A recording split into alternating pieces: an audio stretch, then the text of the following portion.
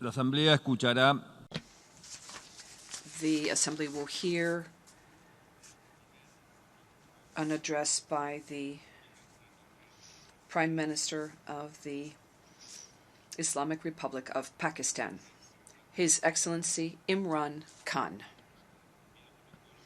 May I request protocol to escort His Excellency? I have great pleasure in welcoming His Excellency Prime Minister of the Islamic Republic of Pakistan, and I invite him to address the General Assembly. Bismillah ar-Rahman ar-Rahim. Iyyaka na'budu wa iyyaka nasta'in. Mr. President, Honorable Secretary General, Excellencies, ladies and gentlemen, I feel honored today to represent my country at this forum of world leaders, where we have a chance to discuss problems that the world is facing. I want to talk about a lot of problems, but just 4 today. And I especially came to this forum despite a difficult time in my country, facing challenges. I would not have come, but because I feel that there are some very urgent problems which the world must address. So first of all, I start with climate change. So many leaders have talked about climate change. But Mr. President, I feel that there is a lack of seriousness. Perhaps world leaders some of the leaders who can do a lot, do not realize the urgency of the situation. We have a lot of ideas, but as someone said, ideas without funding is mere hallucination. Pakistan, I'll give you start with my own country. Our country is amongst the top 10 nations in the world which are most affected by climate change. We depend upon our rivers. We are mainly an agricultural country. And 80% of the water in our rivers comes from our glaciers. The glaciers, not just on the Pakistani side, even India. The 80% of the water in Ganges and the Indian rivers also comes from the glaciers, from the Himalayan glaciers, Karakoram, Hindu Kush. And these glaciers are melting at quite a rapid pace. We detected already 5,000 glacial lakes in our mountains. And if this keeps going, if nothing is done, we are scared that humans are facing a huge catastrophe. In my country, when my party came to power in the province of KP, we planted 1 billion trees in 5 years. Now we've set ourselves a target of 10 billion trees in Pakistan. Idea being to counter the effects of global warming. But one country cannot do anything. This has to be a combined effort of the world. My optimism comes from the fact that humans, the Almighty has endowed humans with great powers. We can do anything, provided our survival instinct is stirred up. And this is really what I hope that the United Nations will take a lead in this. There must be more emphasis. Richer countries must be pushed. Countries that are responsible for greenhouse gas emissions. They must be pushed because our country contributes minuscule amount to greenhouse gases. So I feel that the United Nations must take leadership in this. My second issue for me right now is even more critical. Mr. President, every year, billions of dollars leave the poorer countries and go towards rich countries. Billions of dollars siphoned off by the ruling elites of the developing world. And they find their way into Western bank accounts, offshore accounts, tax havens, expensive properties hidden behind companies bought in Western capitals. Mr. President, this is devastating the developing world. This is causing more poverty, debts. It's impoverishing the developing world. The difference between rich and poor countries is growing because of this. Money laundering, which happens because money leaves the poorer countries into rich countries, is not treated the same as, for instance, money from drugs or terror financing. The seriousness which terror financing and money from drugs, the way it is treated, it's not the same. The way the poor countries are being plundered by their elites. It's not happening. In my country, when I took charge of our government a year back, in the 10 years preceding that, our total debt went up 4 times. The debt we had accumulated in 60 years, just in 10 years, it went up 4 times. As a result, the total revenue we collected in 1 year, half of it went into debt servicing. How are we going to spend money on our human beings, 220 million people, when half the money is going into debt servicing? Because our country was plundered by the elites, the ruling elite. And easily they could get the money out. And when, Mr. President, we located properties in Western capitals bought by this money through corruption and money laundering, located the properties of these corrupt leaders, we find it so difficult to retrieve it. That money, if we retrieved that money, we could spend on our human beings. But it's so difficult. The laws protecting these criminals. We do not have the sort of money to have expensive lawyers and spend millions and millions of dollars. We need help from the rich countries. And, Mr. President, it's critical. The rich countries must show political will.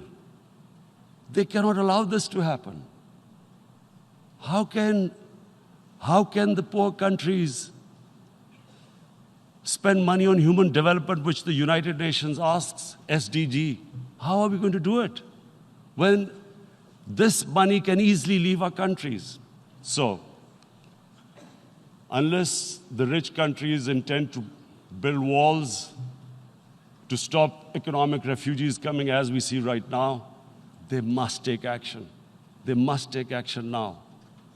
It must be a deterrent.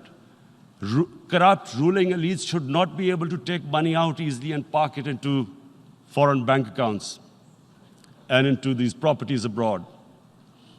And I never understand why. Why do we have these tax havens? Why is this allowed? Why shouldn't rich people pay taxes? Why is it legal to have these tax havens where you have these secret accounts?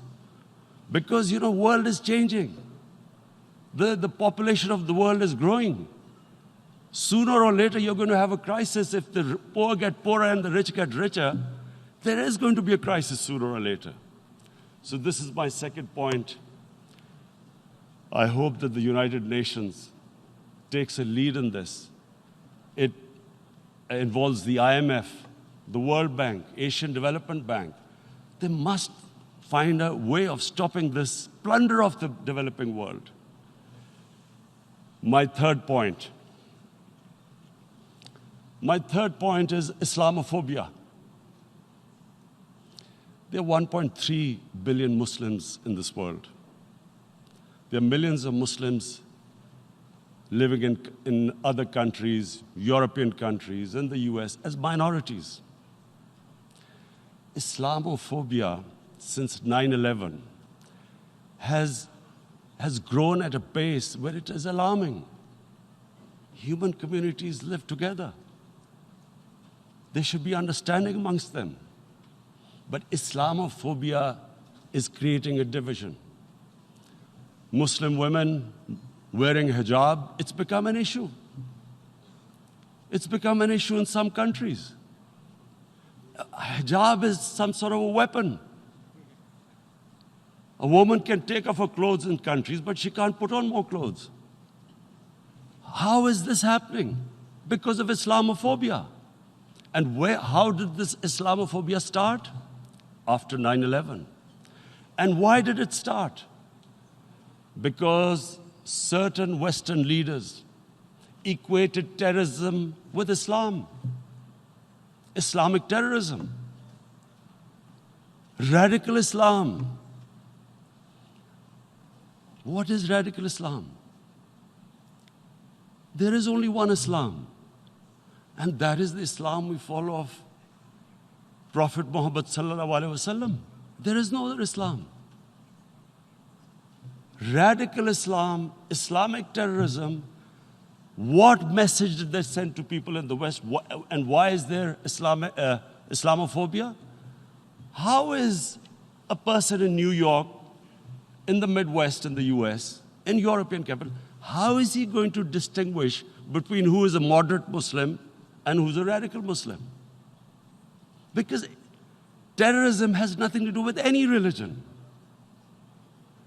This Islamic terrorism, Islamic radicalism, and sadly used by leaders, this has been the main reason for this Islamophobia. And it has caused pain amongst Muslims. We in Muslim countries watch this Islamophobia traveling abroad, and it's getting worse. And may I just say, Mr. President, that in European countries, it is marginalizing Muslim communities. And we all know that marginalization leads to radicalization. Some of the people who ended up as militants in Syria and other places were from marginalized Muslim communities.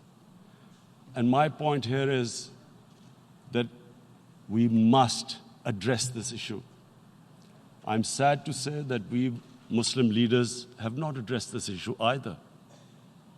After 9/11, when this thing came about war against radical Islam, rather than Muslim leaders trying to explain to the West that there is no such thing as radical Islam, in all human communities, they are radicals. They're liberals and rest are moderate. All human communities, Christians, Jews, everyone has it. But Islam is not radical, neither Judaism, neither Christianity, neither Hinduism. No religion preaches radicalism.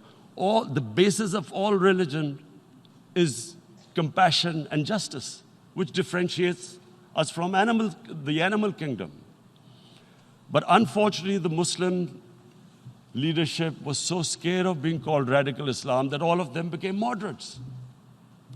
In Pakistan, we were in the eye of the storm, and our government coined a phrase called enlightened moderation. No one knows what it meant. But everyone started putting on Western suits that they were moderates, started speaking. Even those who didn't know English would speak English because they were moderates. No one had a clue what it was. Because we, in the Muslim world, did not explain to the West that there is no such thing as radical Islam. One of the reasons why after 9/11, Islam was supposed to be equated with terrorism was suicide attacks. Because the 9/11 bombers did a suicide attack, all sorts of theories came up that the Muslims are involved in suicide attacks because they will get virgin in heavens. Some came up with, what about women, suicide attackers? So this bizarre thing happened. No one explained. Suicide attacks and Islam were equated. No one did research that before 9/11, the majority of suicide attacks in the world were by Tamil Tigers, who were Hindus. No one blamed Hinduism, and quite rightly. What has Hinduism got to do with what desperate people were doing in Sri Lanka? We all know we've seen films about Japanese kamikaze pilots at the end of the Second World War doing suicide attacks. No one blamed the religion. But here we were trying to prove we were moderates and not explaining to the West. But the most important thing I wanted to say here today, in explaining this Islamophobia, Mr. President, and I feel it's very important because I've spent, because of I played professional sport in England, I spent a lot of time there. So I know how the Western mind works and how West views religion. So where the misunderstanding about Islam came. And one of the reasons it caused Islamophobia. That was, in 1989, this book was published, maligning, insulting, ridiculing our Prophet Muhammad sallallahu alaihi wasallam. And there was a reaction in the Muslim world. The West couldn't understand what was the problem. Because in the West, because I have spent so much time in the West, religion is perceived completely differently. They don't look upon religion like we do. And so, Islam was supposed to be an intolerant religion. It was against freedom of expression. And Islam took a real beating 30 years ago. I still remember it became a watershed. And every 2 or 3 years, someone would malign our Prophet, peace be upon him. There would be a reaction by the Muslims. And again, it was Islam, an intolerant religion. Again, this time, I blame a certain section of the people in the West who deliberately provoked this, knowing the impact it would have. But the majority of the people in the West didn't understand. This is where, again, Muslim leadership let the Muslims down.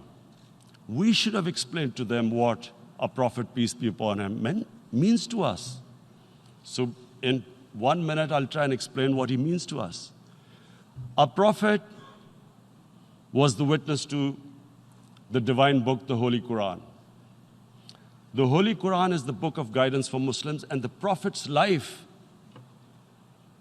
was living the Quran. He was an example of what the Quran guided us to be.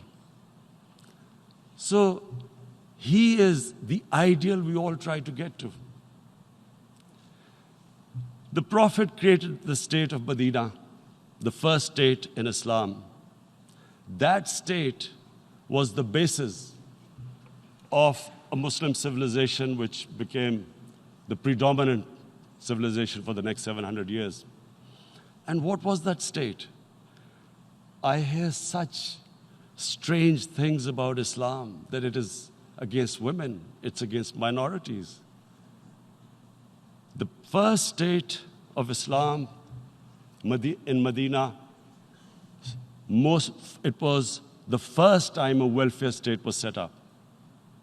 The state took responsibility of the weak, widows, orphans, poor people, handicapped. It taxed the rich, spent the money on the poor.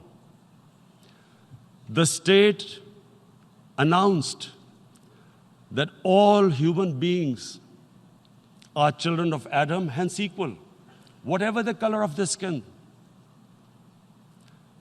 The state announced, the Prophet announced that, and slavery, the whole system depended on slavery as it did for many years in the Western societies.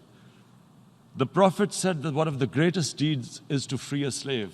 But because the society depended on slavery, he said, but if you have to, treat them as an equal member of the family. And as a result, something happened in a Muslim world which hasn't happened in any other civilization. Slave dynasties appeared. Slaves became kings. The Mamluks, slaves who ruled Egypt. In India, there were slave dynasties. And then, with minorities, again, you hear that Islam is supposed to be against minorities. Let me just make this clear. In Islam, the Prophet announced that everyone was free to practice his religion. It was a sacred duty to protect the places of worship of all religions. He announced that every person is equal in front of law, whatever his religion or his color. And this incredible case, and I always quote this, that the fourth Khalifa, the head of state of Medina, he lost a court case against a Jewish citizen. So, number one, it showed there was a rule of law, no one was above law. And number two, that a Jewish citizen was an equal citizen. So, Mr. President, when a Muslim society is unjust to its minorities, it is going against the religion of Islam and our Prophet, peace be upon him. So, it is important to understand this. The Prophet lives in our hearts. When he's ridiculed, when he's insulted, it hurts. As we human beings understand one thing, the pain of the heart is far, far, far more hurtful than physical pain. And that's why the Muslims react. And I always thought that if I ever had the stage, I would try and explain this to the world community, especially to the Western community, because having lived in the Western community, people didn't understand this.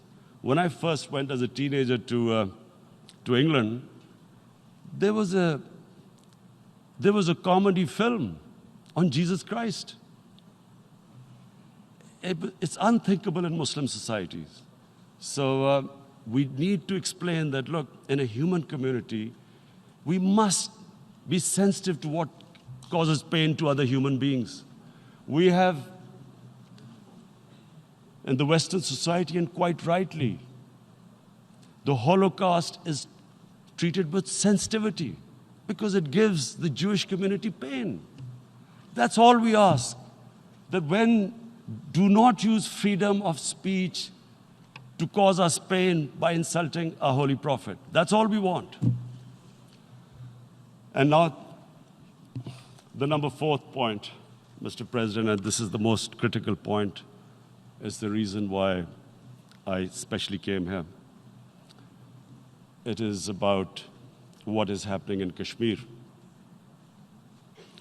Before I go on this, I want to make one thing clear, that when we came to power, my first priority was that Pakistan would be a country which will try its best to bring peace.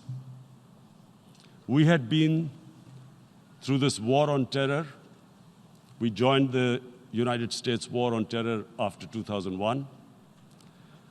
And Pakistan went through one of its worst periods where 70,000 Pakistanis died and over 150 billion was lost to our economy. And Mr. President, I opposed the war because in the 80s, Pakistan had joined the Western countries in what was the freedom struggle then in Afghanistan against the Soviets. And it was funded by the Western countries. These Mujahideen groups, which were treated in guerrilla warfare, were trained by Pakistan Army, funded by the Western countries, and especially US, and they waged what was a freedom struggle in Afghanistan. The Soviets called them terrorists. We called them freedom fighters. 1989, the Soviets retreated. The Americans packed up and left. Pakistan was left with these groups. Come 9/11, Pakistan joined the United States in this war on terror. And now our government was supposed to, the reason why I opposed joining this war, because here we had indoctrinated them in jihad, meaning freedom struggle against foreign occupation. Now, because we had joined the US, and the US had occupied Afghanistan, now we were supposed to tell them that, no, this is not freedom struggle and jihad, it's terrorism. So that's why I tried to tell then government that, stay neutral because you will have leverage over them. You will be able to control them. But if you join them, you become collaborators and they will attack you, which is what happened. They turned against us. We went through a nightmare. 70,000 people killed in a war we had nothing to do with. No Pakistani was involved in 9/11. Taliban were in Afghanistan. Al-Qaeda was in Afghanistan. What had we to do with it? 70,000 Pakistanis died. So when we came to power, we decided that we would dismantle what was left of these groups. And this decision was taken not just by us, but by all the political parties in Pakistan. Unfortunately, they didn't implement it. So we came to power, we decided to implement it, and we dismantled whatever was left of the groups. And I know that India keeps accusing us that there are these groups there. I would like the United Nations to send observers, see for themselves what we've done. No Pakistani government would have dared to do this because it would have created strife. But we decided that there would be no militant organizations in Pakistan. So I need to give you this background and to what I'm going to say later on. And secondly, we started mending fences. I invited the Afghan president. We developed a relationship with Afghanistan. We had problems with Iran. We mended fences there. And then India. Now let me just give you a little background about my relationship with India. Because of cricket, and cricket being it's a passion in the subcontinent, I had great following in India. I have friends in India, and I loved going to India. So immediately, when my party came to power, the first thing we did was to immediately reach out to India. And I spoke to President Modi, and I said, look, we have similar problems. Climate change, poverty, let's get together. Let's resolve our differences through trade. Let's build a relationship on trust. Prime Minister Modi told me that, there were terrorist attacks from Pakistan. I said, we have problems with you. There are terrorist attacks which we know are instigated by India in Balochistan. We caught a spy, Kulbhushan Yadav, who admitted what the sabotage going on in Karachi and Balochistan. So we said, look, let's leave that behind. Let's move forward. Our main priority should be our people. The highest number of poor people live in the Indian subcontinent. Unfortunately, didn't make any headways. Our foreign ministers were supposed to meet on this in the UNGA last year. India canceled it. We thought that it's their election coming up. It's a nationalist, ultra-nationalist party. It doesn't want to cozy up to Pakistan. So we thought, okay, we'll wait till the elections. Meanwhile, a 20-year-old Kashmiri boy, whose father said was radicalized by the security forces in Kashmir, blew himself up on an Indian convoy. Immediately, India blamed us. I spoke to the Indian public on television. I said, if you give us any iota of proof, we will immediately take action, because we've clamped down on these groups. Rather than sending us any proofs, they sent their jets in, they bombed us. We retaliated. A jet, 2 of their planes were shot down, 1 pilot bailed out in Pakistan. We immediately returned the pilot, saying that, look, we do not want any escalation. Rather than taking that as a peace gesture, the entire campaign, almost the entire campaign of Mr. Modi in the election was how he had taught Pakistan a lesson that jets had killed 350 terrorists. Complete lie. They had just killed about 10 trees of ours, which was quite painful given that, we are growing all these trees. He then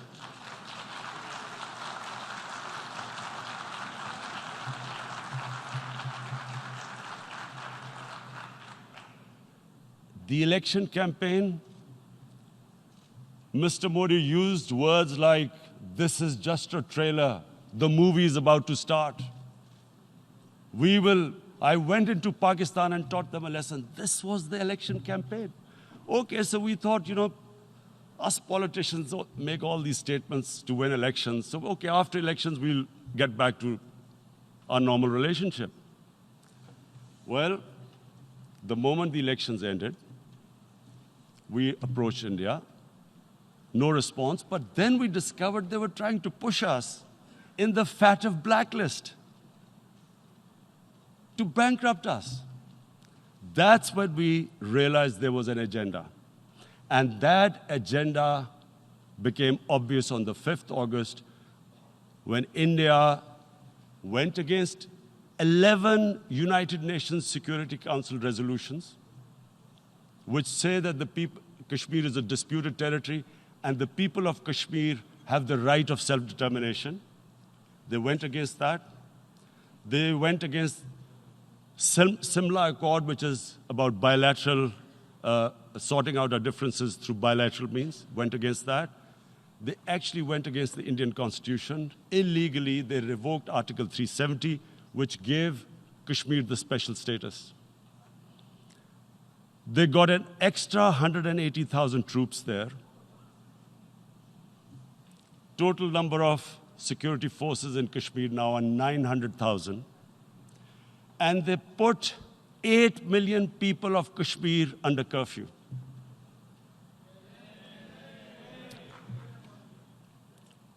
Mr. President, now I just briefly want to make the people understand, how can anyone do something like this? And for that, I have to explain to you what is RSS. RSS,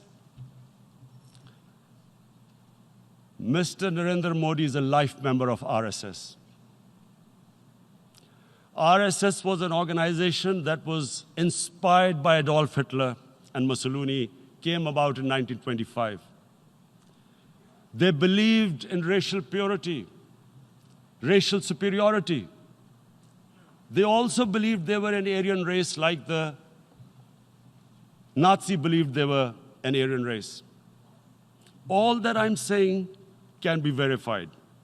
This is the time of information revolution. You can Google all this, what I'm saying. But it is very important for me to explain this to you so you know what is happening in India. This RSS believed in the ethnic cleansing of Muslims from India. At one point, there was racial superiority of the Hindu race. Secondly, it was hatred for the Muslims and for the Christians, because they believed that this golden age of Hindu civilization was stopped because of Muslim rule centuries back and then the British rule of India. So it was racial superiority and hatred for Muslims and Christians. This is openly stated. You look at the founding fathers of RSS, Golwalkar and Savarkar. Just Google them and you'll find out. And this ideology of hate is what murdered the great Mahatma Gandhi in 1948. It was this ideology of hate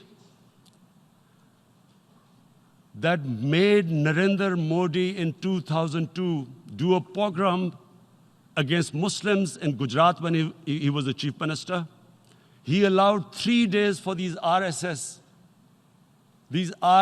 goons who were inspired by the Hitler brown shirts. They actually wear brown shirts. This RSS,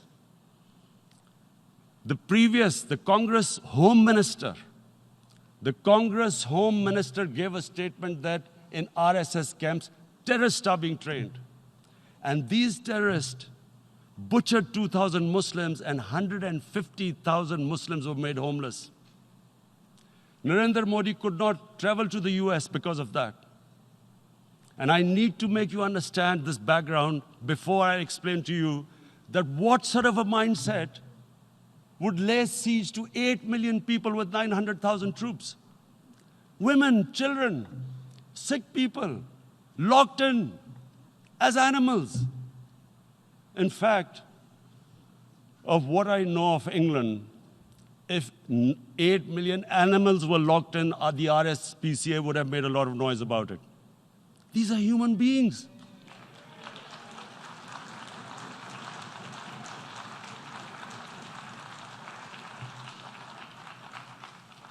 And Mr. President, what comes with racial superiority, these illusions of Aryan superior race, is arrogance.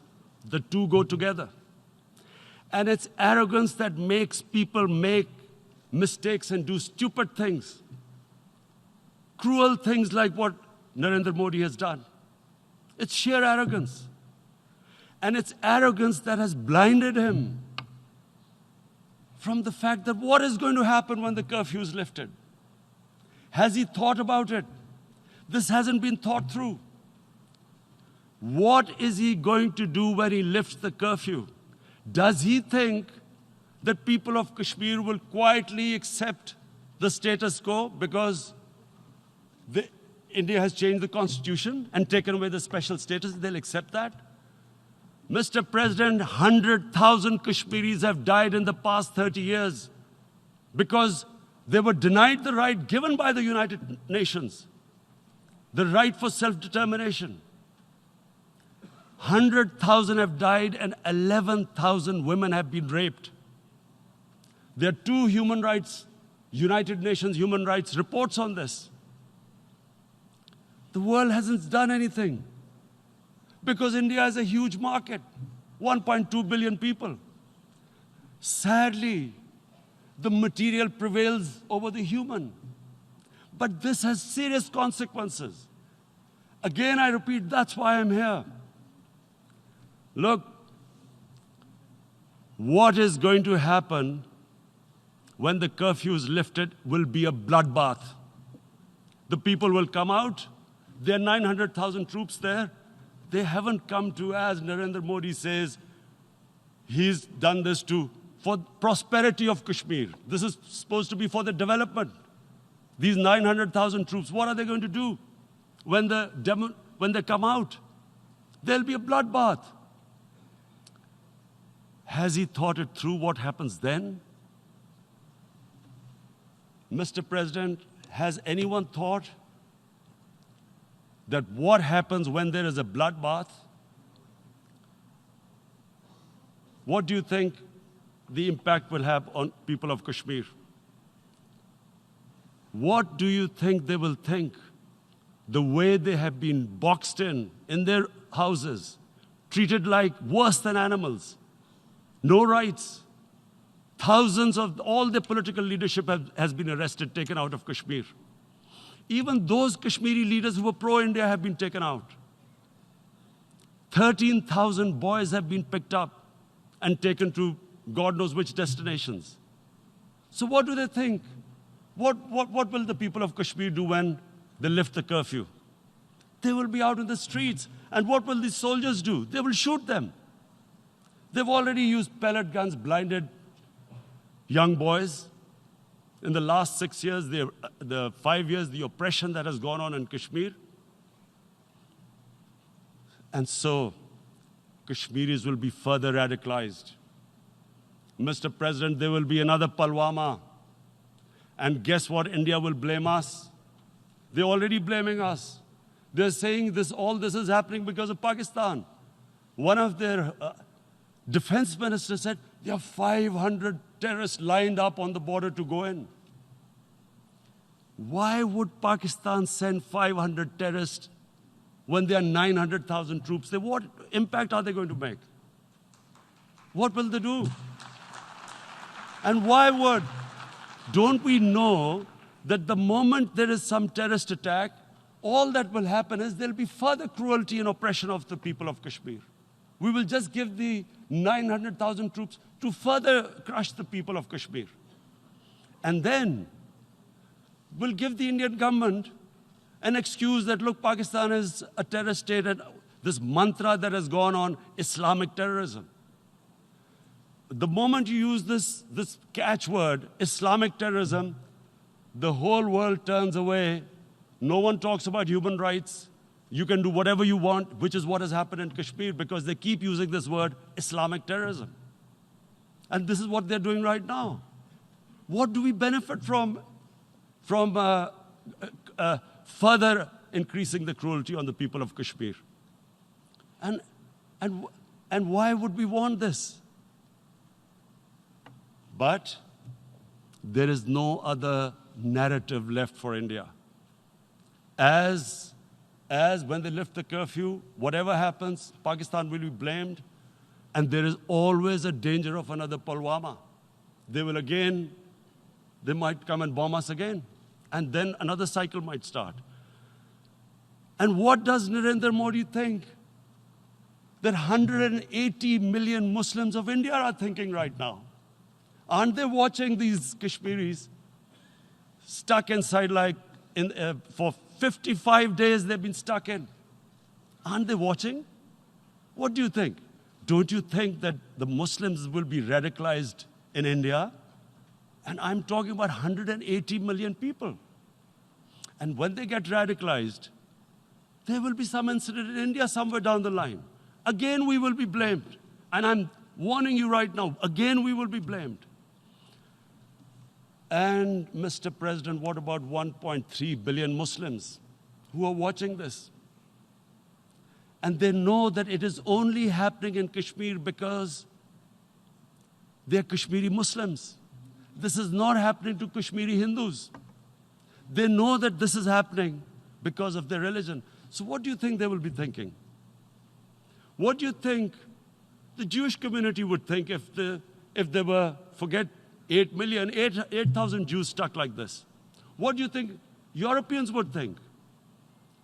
What do we think? I mean, any human community, if their members are stuck like that, what do you think they will think?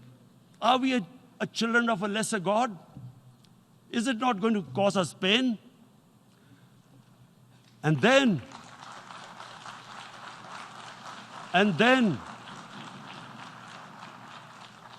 I'll tell you what will happen. People will, in the 1.3 billion Muslims, someone will pick up arms. I know we've been brought up with films, Western films. This good, decent guy doesn't get justice. he decides to pick up a gun and start seeking justice. There was a film made in New York, famous film called Death Wish. This guy gets mugged by and his family, his wife gets killed or something. He can't get justice. He picks up a gun and he goes around shooting muggers. And the whole cinema cheers him on. So what do you think the Muslims are thinking right now? If there is a bloodbath, there will be Muslims becoming radicals, not because of Islam, but because of what they will see, that there's no justice when it comes to Muslims. There were Rohingya Muslims, Myanmar, who are, God knows, almost 1 million people out, ethnic cleansing. What was the response of the world community? So what do you think will be the response of 1.3 billion Muslims? I picture myself. I'm in Kashmir. I've been locked up for 55 days. I have heard about, and there are rapes, Indian Army going into homes, soldiers. Would I want to live this humiliation? Would I want to live like that? I would pick up a gun. You're forcing people. You are forcing people into radicalization. When people lose the will to live, what is there to live for? And this is what, if you can do this to human beings, you are actually radicalizing people. And so, Mr. President, I want to repeat here, this is one of the most critical times. There will be a reaction to this. Pakistan will be blamed. 2 nuclear-armed countries will come face to face, like we came in February. And before we head in that direction, the United Nations has a responsibility.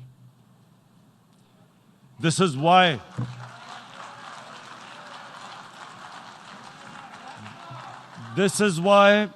the United Nations came into being in 1945. You were supposed to stop this happening.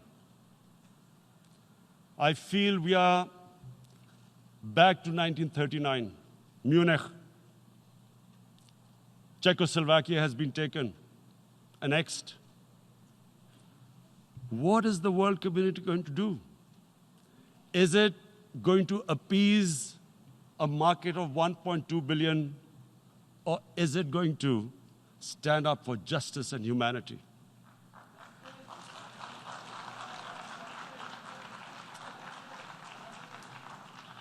If this goes wrong, you hope for the best, but be prepared for the worst. If a conventional war starts between the 2 countries, Mr. President, if a conventional war starts, and anything could happen, but supposing a country 7 times smaller than its neighbor is faced with the choice, either you surrender or you fight for your freedom till death, what will we do? I ask myself this question. And my belief is, La ilaha illallah, there is no God but one. And we will fight. And when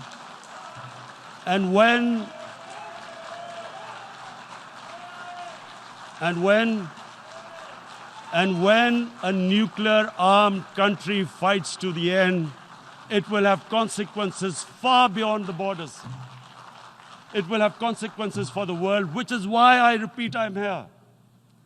Because I'm warning you, it's not a threat. It's a fair worry that where are we headed? And I've come here to tell the UN, you've got to, this is a test for the United Nations. You are the one who guaranteed the people of Kashmir the right of self-determination. They are suffering because of that. And this is the time. This is the time not to appease like in 1939 appeasement took place. This is the time to take action. And number 1 action must be that India must lift this inhuman curfew, which has lasted for 55 days. It must free all political prisoners, and especially those 13,000 boys that have been picked up. Parents don't know where they've disappeared. And then the world community must give the people of Kashmir the right of self-determination. Thank you. En nombre de la Asamblea General agradezco. On behalf